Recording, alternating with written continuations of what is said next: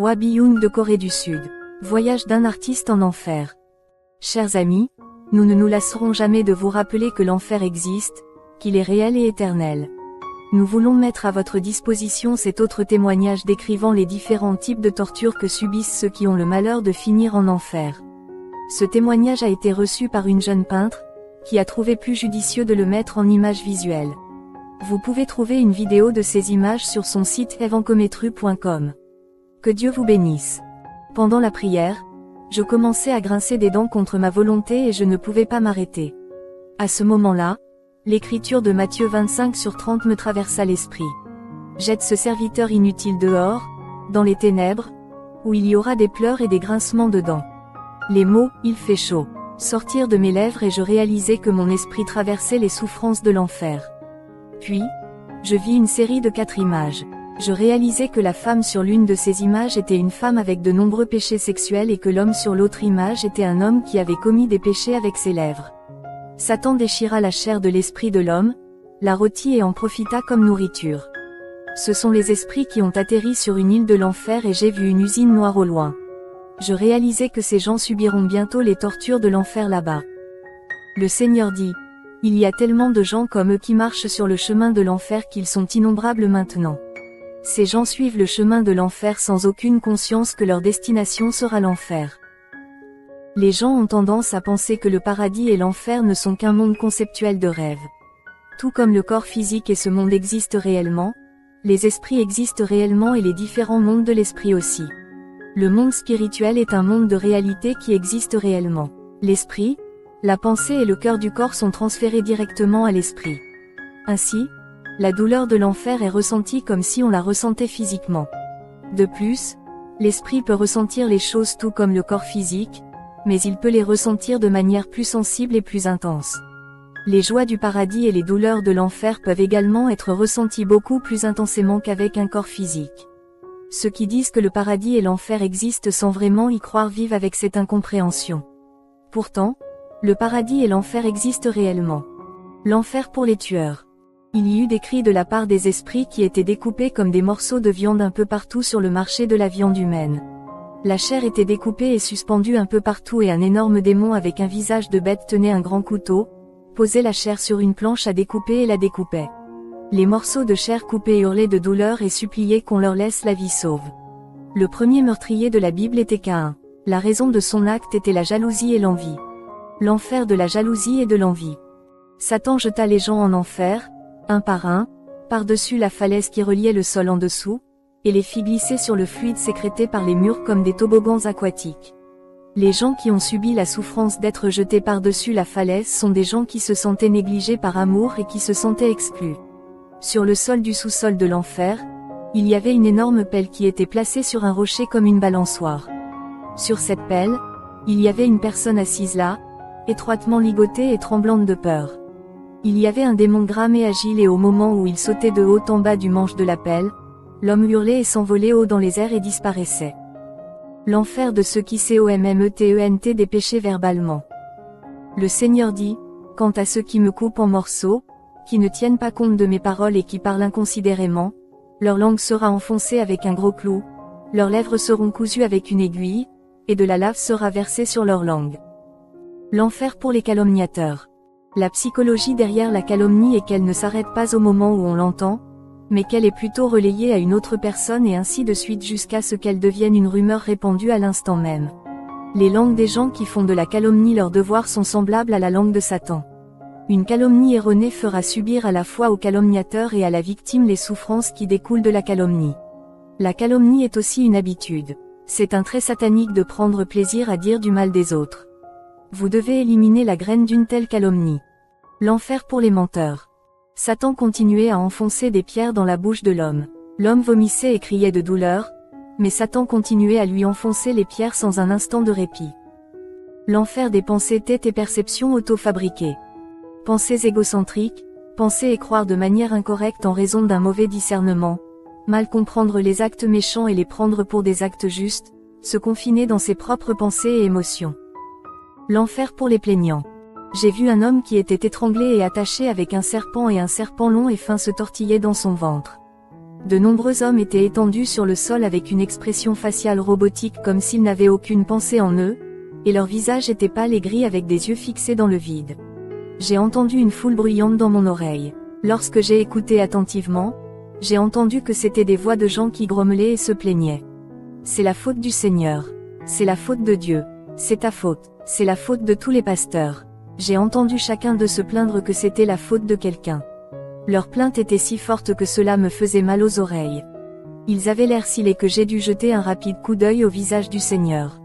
C'est ce que le Seigneur a dit. Ils ne l'ont pas dit avec des mots, mais ils avaient toujours des paroles et des pensées négatives, et avaient de l'entêtement stocké dans leur cœur. Ce n'est pas parce qu'ils ne le disent pas qu'ils n'ont pas commis de péché. C'est un péché même de le garder dans son cœur sans résoudre et se repentir des choses qui sont dans son cœur.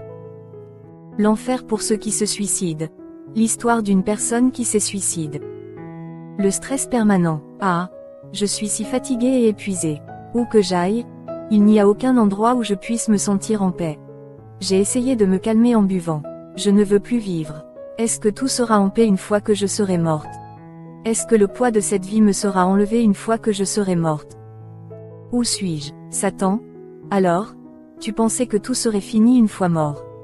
Tu pensais que tu serais heureux une fois mort. Si seulement je pouvais y aller. Ceux qui sont en enfer savent qu'il y a le paradis, mais ils savent aussi que peu importe à quel point ils pleurent et se repentent, ils ne pourront jamais aller au paradis. L'enfer est un monde de regrets et de souffrances éternelles. L'enfer pour les addictifs. Accro à Internet. L'utilisation abusive d'Internet pour les communications, les jeux, la pornographie et d'autres abominations peut entraîner une confusion entre le monde virtuel et la réalité, la barrière de la langue, la violence, la perversion sexuelle et d'autres crimes. Par conséquent, cela peut être une cause majeure qui conduit les gens au péché. Toxicomanie. L'enfer pour les toxicomanes était un endroit très froid. Satan coupait les bras et les jambes des esprits, les enterrait dans la glace et attachait le reste de leur corps à un arbre avec une corde. Ensuite, il forçait la bouche de l'esprit et y versait de l'eau sale. Les gens matérialistes. Ces gens aimaient l'argent quand ils étaient physiquement vivants, mais ils subissent ici-bas la souffrance éternelle. Le Seigneur dit, ces gens sont tellement pris dans leur poursuite des richesses qu'ils accordent plus d'importance à l'argent qu'aux personnes, ils préfèrent les voitures luxueuses importées à la fois et se moquent des fidèles. Ils vivent aussi dans la peur que la nourriture que Satan déverse sur eux disparaisse, alors ils essaient de satisfaire leur soif de possession. Tout comme ils étaient autrefois sophistiqués, Satan les élève haut sur un piédestal et brûle tout leur corps jusqu'à ce qu'ils vivent dans une douleur intense et extrême. L'enfer pour ceux qui commettent des péchés sexuels. Même si l'amour est le fruit d'une affection mutuelle, s'il est pratiqué en dehors de la loi que Dieu Tout-Puissant a donnée aux êtres humains, il est considéré comme un péché sexuel. Les gens commettent des péchés sexuels mais ils croient que ce n'est qu'un mode de vie parmi d'autres. L'amour qui n'est ni sincère ni destiné au salut des vies mais qui est pratiqué simplement pour leur propre plaisir est considéré comme un péché. La raison en est que notre corps n'a pas été créé pour être un outil de plaisir. Une femme et un homme avaient les membres écartés et attachés, nus. Ils étaient suspendus très haut. Les démons avaient des lances de 2 à 3 mètres de long et les transperçaient à plusieurs reprises dans les parties génitales de la femme et de l'homme. Un serpent long et mince de plus de 15 mètres de long entra dans le sexe de la femme en quelques secondes et traversa tout son corps jusqu'à sortir par sa bouche. Un homme était collé au mur de la fosse comme une chauve-souris humaine et des bêtes ressemblant à des hyènes rongeaient le sexe de l'homme. Les hommes collés au mur hurlaient de douleur insupportable. Ceux qui font de la pornographie. Il y avait une machine et une personne était attachée, les membres écartés. Lorsque la machine s'est mise en marche, les mains et les pieds attachés ont commencé à se découper. Le torse qui avait été découpé a été rassemblé en un seul tas.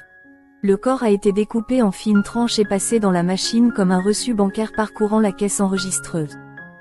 Personne ayant des rapports sexuels avec des animaux. Les gens étaient suspendus la tête en bas et tordus en permanence jusqu'à ce que du sang coule d'eux et que des fluides en sortent. Les esprits de l'enfer criaient pour que leur vie soit épargnée, mais j'ai vu le démon en dessous de recueillir le sang qui coulait et le boire. Les femmes qui aiment le sexe et qui avortent de leur bébé de manière imprudente. Une femme a été pendue la tête en bas dans un trou profond. Les démons ont inséré une lance de 20 mètres de long dans le sexe de la femme d'un seul coup et l'ont tordue en remuant les parties génitales à l'intérieur d'elle. L'enfer pour ceux qui avortent. Il y avait un ver à soie semblable à un fruit sur un arbre nu et sans feuilles. Il y avait un esprit nu recroquevillé à l'intérieur de ce fruit comme un fœtus dans un utérus. Il y avait des épines acérées en acier incrustées dans le fruit et transpercées dans son corps, si bien qu'elle saignait dans une douleur atroce. Cet endroit était rempli de gens qui couraient après leur propre plaisir, n'avaient pas d'enfants mais continuaient à les avorter. Nuire à des vies est un péché de meurtre extrêmement horrible, nous devons donc nous repentir rapidement. L'enfer pour ceux qui se masturbent. Le Seigneur dit, vous qui ne pouvez pas surmonter les ruses de Lucifer et succomber à la masturbation, vous êtes nombreux à ne pas pouvoir surmonter ces plaisirs et à commettre cet acte de manière habituelle. Vous n'avez pas réalisé l'essence de l'amour, ni ne pouvez ressentir une abondance d'amour dans l'esprit. Vous êtes des gens qui pensent que l'amour physique est tout. Non, l'amour de l'âme est le plus grand. L'amour pourri du bas du corps est en fait un amour qui est mort. Les démons ont placé un homme sur une grande planche à découper et ont commencé à lui couper le sexe. L'homme a crié et tout son corps a commencé à convulser. Une femme a été déshabillée et traînée sur un sol de pierres brûlantes et tranchantes. Cette femme était incapable de surmonter ses désirs et a essayé de satisfaire ses désirs physiques par la masturbation. Ils tombent dans les fosses de l'enfer parce qu'ils ne l'ont pas perçu comme un péché. Le Seigneur dit, ces gens ont commis toutes sortes d'actes sales et méchants. Il y a des gens qui ont vécu une vie de déchets humains dans le caniveau. Parmi eux, il y a aussi des artistes célèbres, et il y a beaucoup de gens qui ont vécu en buvant dans des bars et en se livrant à des plaisirs sexuels. Avec des actes de caniveau qu'ils ont commis, ils subissent une punition dans le caniveau de l'enfer. Ces gens ont essayé de se tuer et se sont battus tous les jours. Ils ont vécu une vie d'auto-condamnation. Ils ont frappé les autres, été violents et se sont battus avec les autres. Ces gens ont vécu une vie de meurtre d'autrui dans leur cœur et avec leurs paroles des centaines de fois à la fois. Le Seigneur dit, tant de gens dans ce monde sont corrompus par la chute, alors s'il te plaît transmets-leur mon cœur toujours douloureux. Quand je les vois, mon cœur souffre tellement. Ils commettent sans le savoir tant de montagnes de péchés, et sans s'en rendre compte, ils errent perdus. Mon cœur souffre extrêmement pour cette raison. Les cris de douleur du nombre incalculable de personnes qui vont en enfer percent le ciel. L'enfer pour les enfants. Quelqu'un qui a connu l'enfer. Seigneur, quel âge a cet enfant? Le Seigneur répondit, cet enfant a 9 ans et était élève à l'école primaire.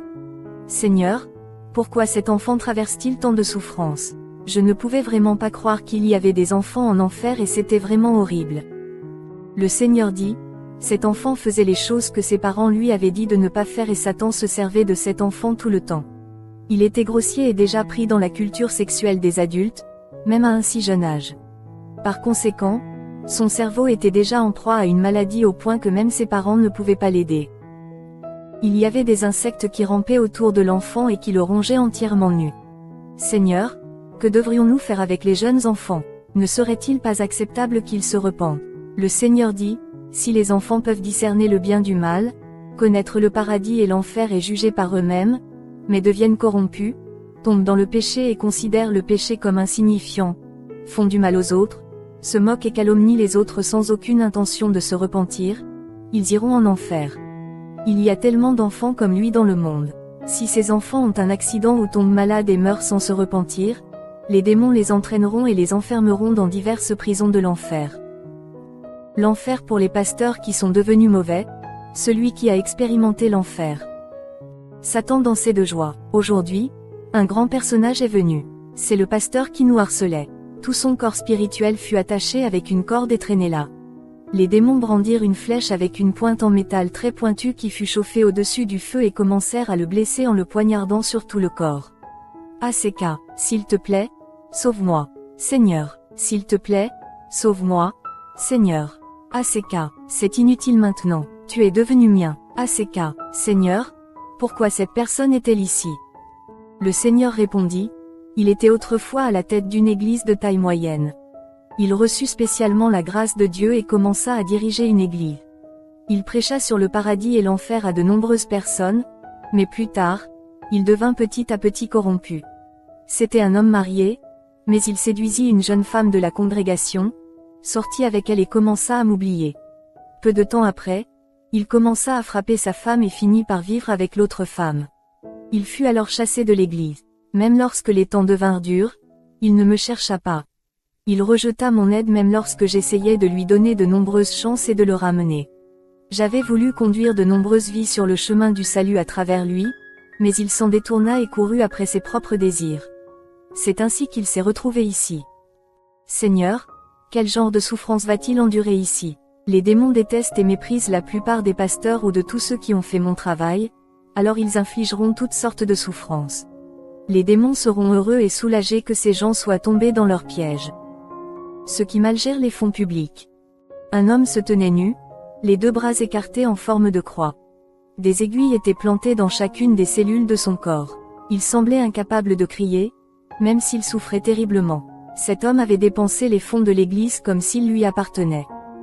Ceux qui ne prêchent pas l'Évangile et ceux qui détestent la parole de Dieu.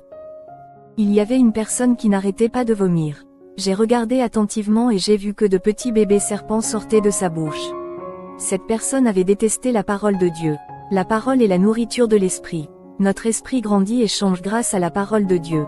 Ceux qui confessent leur amour seulement avec leurs lèvres mais ne parviennent pas à donner leur cœur à Jésus. Le Seigneur dit, ces gens ne m'ont même pas donné une seule fois leur cœur, et ne m'ont considéré que comme leur prochain. Ils ne m'ont pas aimé. Ils m'ont invoqué seulement parce qu'ils le devaient. Ils n'ont jamais pleuré pour moi, mais ont seulement pleuré pour eux-mêmes. Les gens modernes sont tellement absorbés par les distractions et ont développé leur propre philosophie au point que même si on leur dit qu'il existe un créateur qui a créé les êtres humains et qu'un monde spirituel existe, ils n'ont ni le temps de penser à ce monde ni de s'y intéresser. Malheureusement, ils ne connaissent pas les réalités du monde spirituel. Le Seigneur dit, est-ce toujours le but de ta vie de bien manger et de bien vivre dans ce monde? Est-ce toujours ton souhait de vivre confortablement dans ce monde?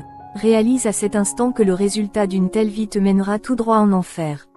Ceux qui ont vécu dans ce monde sans avoir rien à voir avec moi, quand ils mourront, ils iront aussi dans un endroit où cela n'aura rien à voir avec moi. Le chemin vers l'enfer, le chemin vers le paradis. Il y a tellement de chemins dans ce monde, mais ils sont tous en fin de compte de chemins. Il peut sembler que la vie se compose de milliers de chemins, mais chacun, lorsqu'il mourra, devra choisir entre deux chemins. Ce qui détermine votre destin d'aller au paradis ou en enfer, c'est votre vie ici sur terre. Tout comme le sexe, masculin ou féminin, est déterminé dans le ventre maternel, c'est dans le ventre de la terre que sera déterminé le monde où résidera notre esprit. Le corps physique de chacun naît une fois et fait face à la mort, mais en tant que personne vouée à la mort, notre vie spirituelle est le résultat de notre vie physique. Le Seigneur dit, mon cœur souffre lorsque ceux que je gouverne vivent au milieu du péché. Ils ne savent même pas que c'est du péché jusqu'à ce que les péchés qu'ils commettent s'accumulent de plus en plus haut et deviennent une tour haute et solide. Mais je pardonnerai à tous ceux qui détruisent leur tour, deviennent purs et viennent à moi. Vos douleurs sont mes douleurs. Vos souffrances deviennent ma souffrance. Vous tous qui vivez dans le péché, repentez-vous rapidement et revenez à moi. Mon chemin est droit et mon sein est large et profond. J'ai exprimé tout mon amour pour toute l'humanité. Repentez-vous sincèrement afin de ne pas aller en enfer. Ceux qui le ressentent profondément dans leur cœur s'efforceront de toute leur force de ne pas aller en enfer. Parlez-leur de cet enfer, faites-le savoir. L'enfer qui vous a été décrit jusqu'à présent n'est qu'une fraction de l'enfer, mais il existe autant de types d'enfer que de types de péchés. Nous ne pouvons pas juger avec précision les normes de ces péchés, donc les péchés que nous commettons sans même savoir que nous les commettons continuent de s'accumuler. L'enfer n'est pas un monde illusoire. Même maintenant, dans le monde spirituel, il y a un nombre considérable de personnes qui tombent en enfer chaque jour. Cela vous semble-t-il être un sujet qui ne vous concerne pas? N'oubliez jamais que vous pouvez être l'une de ces nombreuses personnes. Il ne sert à rien de regretter et de vous repentir en enfer. Il n'y a aucun moyen de sortir de cet endroit. Vous devez garder à l'esprit qu'un monde qui vous récompense en fonction de vos actes vous attend après votre mort. Le moment du repentir est maintenant, pendant que vous êtes encore en vie.